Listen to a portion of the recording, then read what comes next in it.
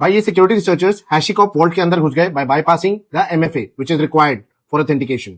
अब इन्होंने इसको बाईपास करा कैसे ये समझते हैं स्टेप बाय स्टेप, पर उससे पहले आपको समझ आना चाहिए कि हैशिकॉर्प क्या है और ये वॉल्ट क्या है, क्यों यूज होता है। आप जब लॉगिन करते हो किसी भी वेबसाइट पे या अपनी ईमेल पे, आप यूजर नेम पासवर्ड देते हो, तो जो पासवर्ड होता है ना ये आपका सीक्रेट होता है, ये आप किसी को बताना नहीं चाहते। पर कैसा हो कि ये पासवर्ड आप कहीं स्टोर करके रख सके, लाकि नोटपैड पे लिख के या स्टिकी नोट्स पे लिख के आप कहीं स्टोर कर सके इसको, ताकि ये सेफ रहे। उसको बोलते हैं हम सीक्रेट मैनेजर। अब ये वॉल्ट आपका काम करता है एक्सेस, जिसको भी आपका सीक्रेट पता करना है एप्लीकेशन को, वो इसे रिट्रीव कर सकता है, ये अपने पास इंक्रिप्टेड फॉर्म में इसको स्टोर करके रखता है। तो ऐसा ही एक वॉल्ट है जिसका नाम है हैशिकॉर्प। तो ये हैशिकॉर्प वॉल्ट के अंदर घुस गए उसका ऑथेंटिकेशन ब्रेक करके। अब भाई ये सीक्रेट्स बहुत इंपॉर्टेंट होते हैं और एक वेल नोन कंपनी हैशिकॉर्प जो बहुत सारी ऑर्गेनाइजेशन यूज करती हैं अपने सीक्रेट्स मैनेजर की तरह से, एक वॉल्ट की तरह से। तो अटैक इन सिक्योरिटी रिसर्चर्स ने देखा कि यार ये 2015 में बनी थी हैशिकॉर्प वॉल्ट और ये गो में बना है, मेमोरी सेफ है, पर इसके ऊपर भी रिसर्च करी गई है और इसमें भी 53 सीवीज उन्होंने आइडेंटिफाई करी, जिसमें से कि एक सीवी जो गूगल ने आइडेंटिफाई करा था एक्सप्लॉइट, वो बहुत अमेजिंग P0 यानी सीक्रेट्स अटैकर को भी चाहिए होते हैं। उसका भी गोल होता है कि ये सीक्रेट्स मिल जाए, ऑथेंटिकेशन पहले कंप्लीट करें कि ऑथेंटिकेट करके वो सीक्रेट एक्सेस कर सके। अब प्रॉब्लम क्या है कि ये करने के लिए या तो वो ब्रूट फोर्स यूज करें।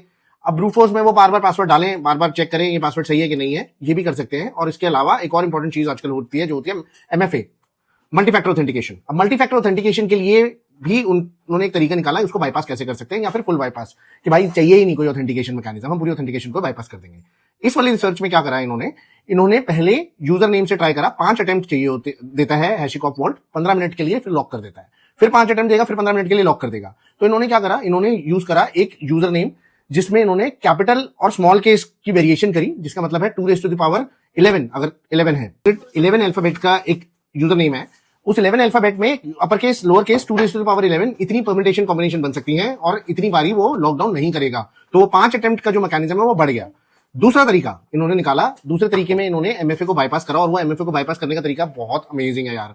MFA चाहिए होता है जब आप LDAP से ऑथेंटिकेट करते हो। तो नॉर्मली क्या होता है कि यूजर साइन इन करता है और उसका पासवर्ड वेरीफाई करने LDAP सर्वर के पास जाती है रिक्वेस्ट, और LDAP सर्वर से वेरीफाई होती है और वो हैशिकॉर्प में उसको एक आइडेंटिटी दे देता है, जिसके अगेंस्ट अगर MFA एनेबल है तो वो MFA चैलेंज थ्रो करता है, नहीं तो उसको लॉग इन करने देता है। अगर MFA एनेबल है तो आपको वो कोड चाहिए होता है MFA का। तो इन्होंने क्या करा, इन्होंने बहुत सिंपल तरीका यूज करा, यूजर नेम में एक स्पेस दे दी, सिर्फ एक space they the user name में, और MFA मांगा ही नहीं। पासवर्ड इन्होंने सही डाला, सिर्फ यूजर नेम में एक स्पेस दे दी और MFA नहीं मांगा। ये बग है जो कि फिक्स हो चुका है, इन्होंने रिपोर्ट करा है रिस्पॉन्सिबल डिस्क्लोजर में हैशिकॉर्प को, और हैशिकॉर्प ने फिक्स भी कर दिया है। मगर this is one of the bug which they have identified. तो सोचो यार अटैकर सोचते कैसे हैं, उसने जरा सी स्पेस दी और वही पासवर्ड डाल के एंटर मार दिया और वो लॉगिन कर गया, MFA चाहिए ही नहीं।